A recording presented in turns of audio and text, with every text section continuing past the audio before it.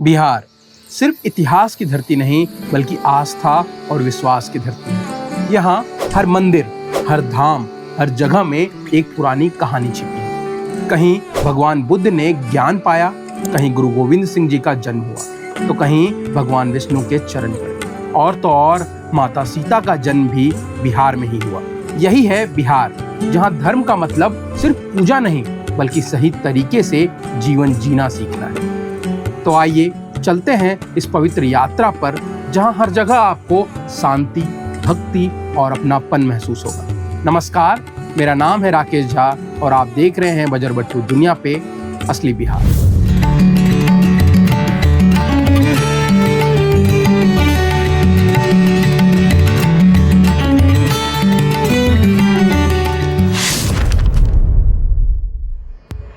आज हम अपने बिहार की सफर में बात करेंगे उन धार्मिक स्थानों की जो बिहार के सफर को सिर्फ टूरिज्म नहीं बल्कि तीर्थ यात्रा बनाता है, और जहां आपको जरूर जाना चाहिए, जिसमें पहला नाम है महाबोधि मंदिर। बोध गया का महाबोधि मंदिर बिहार की धरती पर स्थित वो पवित्र स्थान है जहां भगवान गौतम बुद्ध ने बोधि वृक्ष के नीचे बैठकर ज्ञान प्राप्त किया। कहा जाता है कि यही वो क्षण था जब सिद्धार्थ बुद्ध बन गए, यानी वो व्यक्ति जिसने जीवन का असली अर्थ जान लिया। यही कारण है कि बोध गया आज पूरी दुनिया में बौद्ध धर्म का सबसे पवित्र स्थल माना जाता है। महाबोधि मंदिर की पहचान उसके प्राचीन और शानदार वास्तुकला से भी। यह मंदिर गुप्तकालीन शैली का अनमोल उदाहरण है, जिसकी संरचना ऊंची और पिरामिड जैसी है। मंदिर का मुख्य स्तूप लगभग 55 मीटर ऊंचा है, जो आसमान की ओर सीधा उठा हुआ दिखता है। इसके चारों ओर सुंदर छोटे छोटे स्तूप, प्रार्थना स्थल और बोधि वृक्ष मौजूद है। वही वृक्ष जिसके नीचे भगवान बुद्ध ने ज्ञान पाया। मंदिर परिसर में अलग अलग देशों के बौद्ध विहार भी बने हुए हैं, जो अलग अलग देशों को रिप्रेजेंट करते हैं।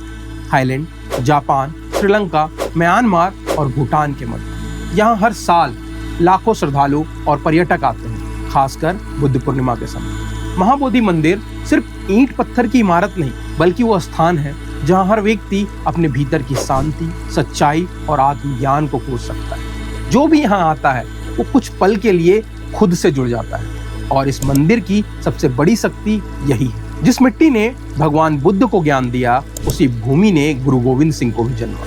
हम बात कर रहे हैं तख्त श्री हरि मंदिर जी की, जिसे हम पटना साहिब के नाम से जानते हैं। यह सिखों का एक बहुत ही पवित्र और ऐतिहासिक स्थल है। यह वही जगह है जहाँ 10वें सिख गुरु श्री गोविंद सिंह जी महाराज का जन्म हुआ। इस कारण इसे सिख धर्म में दूसरा सबसे पवित्र तख्त माना जाता है। सिखों के 5 मुख्य तख्तों में इसका नाम सम्मान से लिया जाता है। ये गुरुद्वारा सिर्फ एक इमारत नहीं बल्कि सिखों की आस्था, वीरता और बलिदान का प्रतीक है। यहाँ आने वाले श्रद्धालु गुरु गोविंद सिंह जी के जीवन, उनके उपदेशों और उनके साहस को याद करते हैं। ये वही गुरु थे जिन्होंने सिखों को सिंह का गौरव दिया और अन्याय के खिलाफ लड़ने की ताकत सिखाई। पटना साहिब गुरुद्वारा को 3 सिख गुरुओं ने आशीर्वाद दिया था। इसके माहौल की बात करें तो बहुत ही शांत और श्रद्धा से भरा हुआ होता है। हर दिन यहाँ कीर्तन गूंजते हैं, लंगर में हजारों लोग एक साथ बैठकर भोजन करते हैं। यह स्थान न सिर्फ सिख समुदाय के लिए बल्कि हर धर्म के लोगों के लिए शांति, प्रेम और भाईचारे का संदेश देने वाला पवित्र स्थल है। पटना शहर इस गुरुद्वारे पर गर्व करता है क्योंकि यह उसकी आध्यात्मिक पहचान का अहम हिस्सा है। बिहार में एक स्थान है जिसके बारे में कहा जाता है कि यहाँ मोक्ष की दिशा है।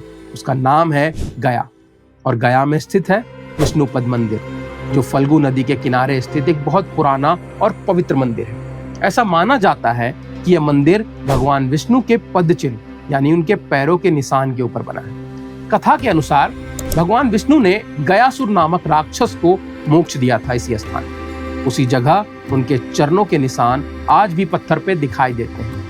मंदिर का जो वर्तमान स्वरूप हम देखते हैं वो मराठा महारानी अहल्याबाई होलकर ने 18वीं शताब्दी में बनवाया। मंदिर के पत्थरों की नक्काशी, ऊंचे शिखर और चरण पादुका देखने लायक है। यहाँ हर साल लाखों श्रद्धालु पिंडदान करने आते हैं। कहा जाता है कि यहाँ पिंडदान करने से पितरों की आत्मा को मोक्ष मिलता है, खासकर श्राद्ध के समय में। विष्णुपद मंदिर सिर्फ पूजा की जगह नहीं बल्कि एक ऐसा स्थान है जहाँ श्रद्धा, इतिहास और आध्यात्मिक शांति तीनों का सुंदर संगम मिलता है। इसके पास ही मंगला गौरी मंदिर, ब्रह्मयोनि पर्वत और महाबोधि मंदिर जैसे प्रसिद्ध स्थल भी मौजूद हैं। अभी तक हमने 3 धार्मिक स्थलों की बात की जो कि सभी अलग अलग धर्मों से जुड़े हुए हैं। एक धर्म और है जिसकी तो उत्पत्ति ही बिहार में हुई और अधिकतर तीर्थंकर को ज्ञान भी बिहार में मिला। उन सभी में जो सबसे ज्यादा प्रसिद्ध है वो है महावीर। उनसे संबंधित बिहार के पावापुरी में स्थित है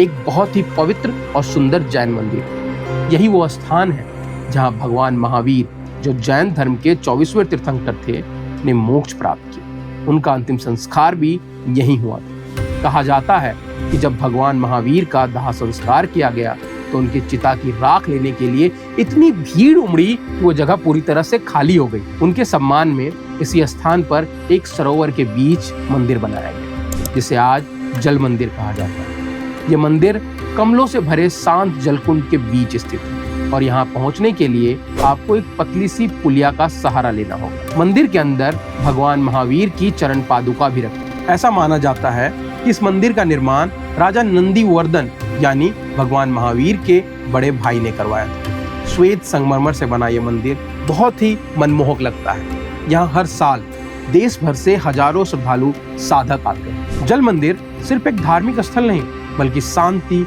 सादगी और आत्मज्ञान का प्रतीक है, जहाँ हर आने वाला व्यक्ति अपने भीतर सुकून महसूस करता है। बिहार के कई क्षेत्रों में माँ दुर्गा की बहुत प्रधानता है और उन्हीं को समर्पित एक प्रसिद्ध मंदिर है पाटन देवी का। बड़ी पाटन देवी और छोटी पाटन देवी मंदिर पटना के प्रमुख धार्मिक स्थल है जो न सिर्फ आस्था का प्रतीक है बल्कि इतिहास और सांस्कृतिक धरोहर से भी जुड़ा हुआ है। बड़ी पाटन देवी मंदिर पटना शहर के उत्तर दिशा में गंगा नदी के किनारे स्थित है। यह मंदिर अपनी काले पत्थर से बनी मूर्ति के लिए प्रसिद्ध है जो माँ काली, माँ लक्ष्मी, माँ सरस्वती और भैरव की है। इन मूर्तियों की ऊंचाई लगभग 7 फीट है और सभी मूर्तियां सिंहासन पर विराजमान हैं। मंदिर का वातावरण बहुत ही शांत और भक्ति से भरा हुआ है। विशेष रूप से मंगलवार के दिन मंदिर में भारी संख्या में श्रद्धालु आते हैं। यह मंदिर सभी धर्मों, जातियों के लिए खुला है।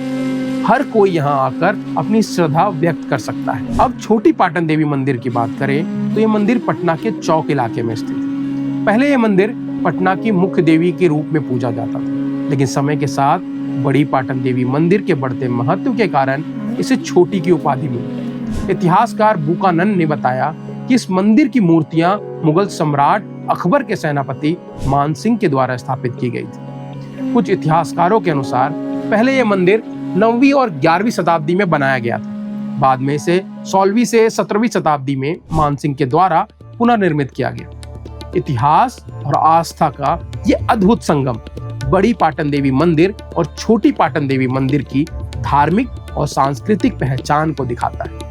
यह मंदिर सिर्फ पूजा करने का स्थान नहीं बल्कि यह पटना के इतिहास से जुड़ा है।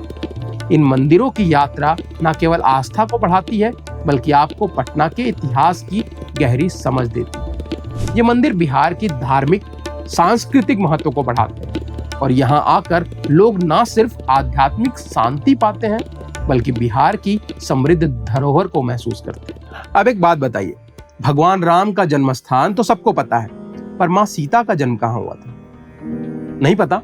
कोई बात नहीं, हम बताते हैं। पुनौरा धाम बिहार के सीतामढ़ी जिले में स्थित एक पवित्र स्थल है जिसे माँ सीता की जन्मस्थली माना जाता है। धार्मिक मान्यताओं के अनुसार यहाँ राजा जनक को भूमि जोतते समय सीता माँ सोने के घड़े में मिली थी। यहाँ स्थित जानकी मंदिर बहुत ही सुंदर और भव्य है। मंदिर में सीता माँ की मूर्ति, पूजा स्थल और हवन मंडप जैसी जगह है जो श्रद्धालुओं के लिए बहुत खास। हर साल रामनवमी, सीता नवमी और अन्य धार्मिक अवसरों पर यहाँ हजारों श्रद्धालु पूजा करने आते हैं और अपनी श्रद्धा अर्पित करते हैं। पुनौरा धाम एक प्रमुख रामायण सर्किट स्थल है जिसे केंद्र सरकार और राज्य सरकार द्वारा भी विकसित किया जा रहा है। यहाँ का माहौल पूरी तरह से भक्ति, सांस्कृतिक और परंपराओं से भरा हुआ है जो हर आने वाले को शांति और संतोष देता है। ये जगह उन श्रद्धालुओं और पर्यटकों के लिए भी खास है जो माँ सीता की कथा को महसूस करना चाहते हैं। पुनौरा धाम का शांत वातावरण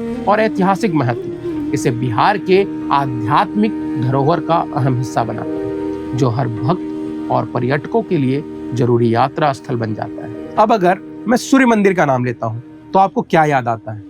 कोणार्क का सूर्य मंदिर, पर आपकी जानकारी के लिए बता दूं कि भारत का लगभग 60% से ज्यादा सूर्य मंदिर बिहार में है और उन सब में सबसे प्रमुख है कंदाहा सूर्य मंदिर। बिहार के मेहसी प्रखंड में स्थित एक ऐतिहासिक और धार्मिक स्थल जो अपनी प्राचीनता, सांस्कृतिक धरोहर के लिए प्रसिद्ध है। यह मंदिर सहरसा जिला मुख्यालय से करीब 16 किलोमीटर दूर स्थित है और गरोहा घाट चौक से 3 किलोमीटर दूर उत्तर में है।